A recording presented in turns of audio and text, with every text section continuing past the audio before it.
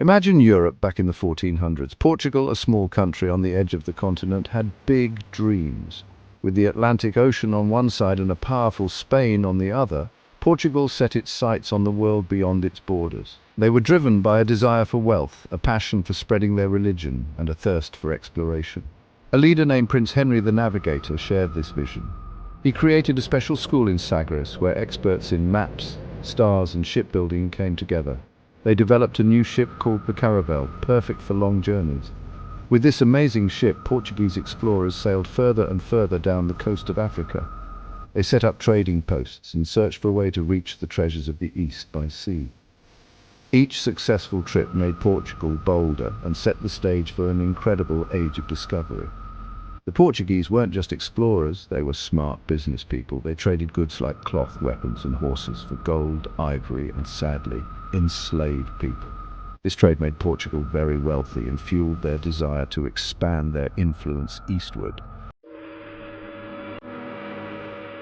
The year 1488 was a big year for Portugal. It marked the beginning of an era that would change the course of history forever. This period, known as the Age of Discoveries, saw Portuguese explorers venturing into uncharted waters, driven by a thirst for knowledge, wealth, and the spirit of adventure. Bartolomeu Dias, a brave Portuguese explorer, did something many thought was impossible. He embarked on a perilous journey that would take him to the very edge of the known world. His mission was to find a sea route to the east, bypassing the overland routes that were fraught with danger and controlled by powerful Arab traders. He sailed around the very bottom of Africa, a dangerous place called the Cape of Good Hope. The treacherous waters and unpredictable weather made this a daunting task, but Dias's determination and skill as a navigator saw him through. This monumental achievement proved that it was possible to reach the Indian Ocean by sea. Dias's journey opened a brand new sea route to the east, going around the old land routes controlled by Arab traders. This new route promised not only safer passage, but also the potential for immense wealth from the spice trade, which was highly coveted in Europe. 10 years later, Vasco da Gama followed Dias's path and sailed all the way to Calicut, India, in 1498. His voyage was even more ambitious, aiming to establish direct trade links with the rich markets of the East. Da Gama's successful journey was a testament to the advancements in navigation and shipbuilding that Portugal had achieved.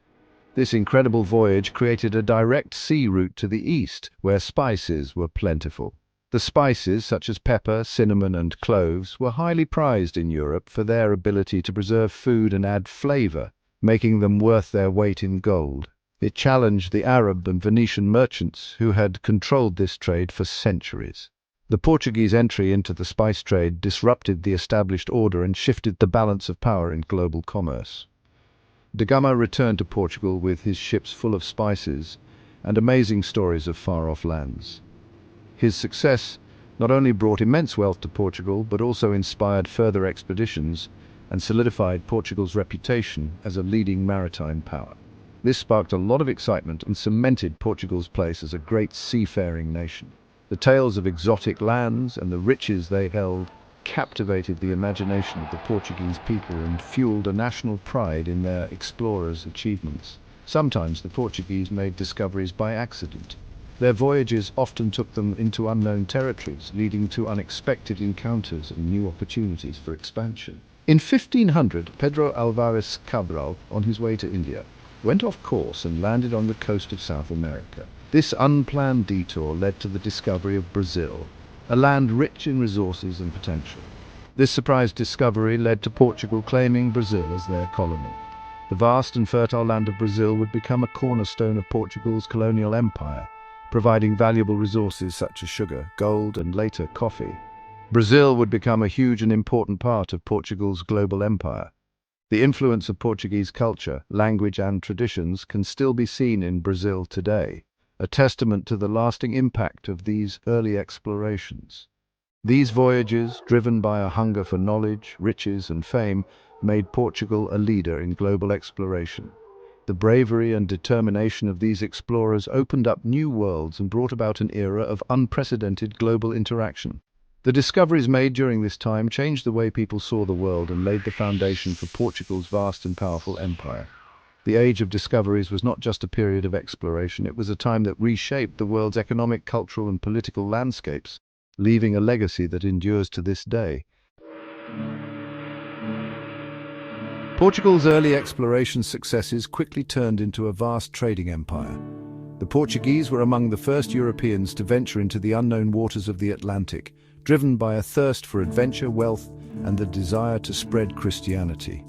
Their navigational skills and innovative ship designs like the caravel allowed them to explore and map previously uncharted territories. From their strategic bases in Africa, India, and the Americas, the Portuguese aimed to control the flow of goods, especially the profitable spice trade. They established a series of trading posts and forts along the coasts, which served as hubs for their commercial activities. These outposts were not just centers of trade, but also symbols of Portuguese power and influence in the region. They constructed fortified trading posts called feitorias along the coasts of Africa, India, and Southeast Asia. These feitorias were heavily guarded and served as secure locations where goods could be stored and traded.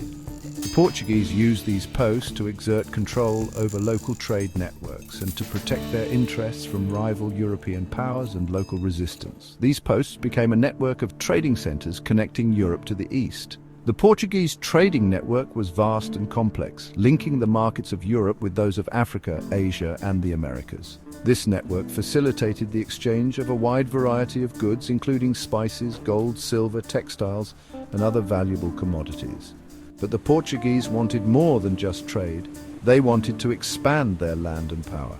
Their ambitions were not limited to commercial dominance. They also sought territorial expansion and political control. The Portuguese crown supported military campaigns to conquer and colonize new lands, often using force to subdue local populations and establish their rule. Sometimes they used their military, like when they took control of parts of India or fought with rulers in Southeast Asia. These military campaigns were often brutal and led to significant changes in the political landscape of the regions they targeted. The Portuguese established a series of colonies and protectorates which they governed with a combination of direct rule and alliances with local leaders. Other times they made alliances with local rulers, offering military help in exchange for favorable trade agreements and influence. These alliances were strategic, allowing the Portuguese to extend their influence without the need for constant military intervention. They negotiated treaties and agreements that secured their commercial interests and provided them with a foothold in key regions. Religion was a big part of Portugal's goals. The Portuguese saw their overseas expansion as a mission to spread Christianity, particularly Catholicism. This religious zeal was a driving force behind many of their actions, and they believed that converting indigenous populations was a divine mandate. As a Catholic nation, Portugal saw their expansion as a way to spread their faith. They sent missionaries to accompany their explorers, traders, and soldiers with the aim of converting local populations to Christianity. These missionaries played a crucial role in the cultural and religious transformation of the regions they entered. Missionaries often traveled with traders and soldiers trying to convert local people to Christianity. They established missions and churches where they taught the Christian faith and European customs. These efforts were sometimes met with resistance, but the missionaries persisted, often using a combination of persuasion and coercion. Sometimes they used persuasion, and sadly, sometimes they used force. The methods of conversion varied, with some missionaries adopting a more gentle approach, while others resorted to more aggressive tactics. Forced conversions and the suppression of local religions were not uncommon, leading to significant cultural and social upheaval. They built churches and cathedrals which became symbols of Portugal's power in their overseas territories. These religious structures were often grand and imposing, serving as both places of worship and as reminders of Portuguese authority. They played a central role in the colonial administration and the spread of Christianity. Through a combination of trade, conquest, and religious conversion, Portugal created a vast and influential empire that spanned across continents. This empire was characterized by its diversity, encompassing a wide range of cultures, languages, and peoples. The Portuguese influence can still be seen today in the many regions they once controlled. This empire, built on seafaring skills, business ambition, and religious zeal, would leave a lasting impact on the world. The legacy of Portuguese exploration and colonization is evident in the global spread of the Portuguese language, the enduring presence of Catholicism in many former colonies, and the cultural exchanges that have shaped the modern world. While most of Portugal's vast empire eventually faded, some places remained under Portuguese control for centuries. These regions, scattered across the globe, became living testaments to the enduring influence of Portuguese culture and governance. The stories of these places are rich tapestries woven with threads of cultural exchange, conflict, and adaptation. Each one tells a unique story of cultures blending, resistance, and adaptation. The architecture, cuisine, and even the languages spoken in these regions reflect a fascinating blend of Portuguese and local traditions, creating a unique cultural mosaic that continues to evolve to this day. Goa, on the west coast of India, became a prized possession for Portugal. Its strategic location and rich resources made it an invaluable asset. The Portuguese influence in Goa is evident in its stunning churches, vibrant festivals, and the distinct Goan Portuguese cuisine that tantalizes the taste buds with its unique flavors. Known for its spice trade, it later became a unique mix of Portuguese and Indian culture.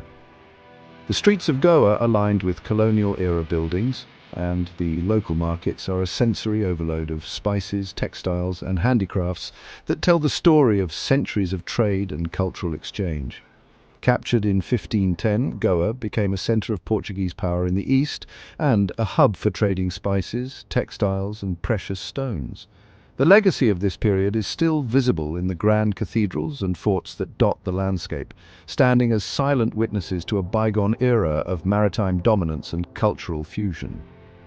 Macau, a small peninsula on the south coast of China, was leased to Portugal in 1557. This tiny territory quickly grew into a bustling port, serving as a crucial link between China and Europe.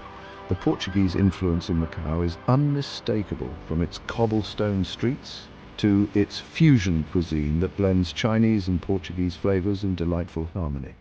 It became a vital trading post between China and Europe. The wealth generated from this trade helped to build the beautiful colonial architecture that still stands today, attracting tourists from around the world who come to marvel at its unique blend of East and West. Its location made it a crucial link for trading silk, porcelain, and tea, adding to Portugal's wealth and influence. The bustling markets of Macau were filled with exotic goods that made their way to Europe, enriching both the traders and the Portuguese crown. Macau developed a unique blend of Chinese and Portuguese traditions seen in its buildings, food, and language. This cultural fusion is a testament to the enduring legacy of Portuguese colonialism, which left an indelible mark on the region's identity. In Africa, Angola and Mozambique, both acquired in the 1500s, became major sources of enslaved people for Portugal's colonies in Brazil. The human cost of this trade was immense, with countless lives disrupted and communities torn apart. This cruel system made Portugal wealthy, but left behind a terrible legacy of exploitation and social division in these African nations. The scars of this period are still visible today, as these countries continue to grapple with the long-term effects of colonialism and the slave trade. Even though they gained independence in the 1900s, Angola and Mozambique still deal with the long-term effects of Portuguese colonialism. The struggle for independence was long and arduous, and the post-colonial period has been marked by efforts to rebuild and heal from the wounds of the past. East Timor, a small island nation in Southeast Asia, was colonized by Portugal in the 1500s and had a particularly difficult history. The island's strategic location made it a valuable asset, but its people faced significant hardships under colonial rule. After a short time of independence, when Portugal's empire collapsed, Indonesia invaded and occupied East Timor for over 20 years. This period was marked by intense violence and repression as the Timorese people fought for their right to self-determination. This was a time of violence and oppression. The struggle for independence was fraught with challenges, but the resilience and determination of the Timorese people never wavered. East Timor finally gained its independence in 2002, a testament to the strength and determination of its people. The celebrations that followed were a powerful reminder of the enduring human spirit and the unyielding desire for freedom. These remaining pieces of Portugal's once vast empire remind us of the complex and often troubled history of colonialism. The architectural and cultural legacies left behind are a testament to the far-reaching impact of Portuguese exploration and conquest. They also show the lasting cultural and linguistic influence of Portugal around the world. From the Portuguese language spoken in distant lands to the festivals that celebrate this shared heritage, the echoes of Portugal's empire continue to resonate across continents and generations.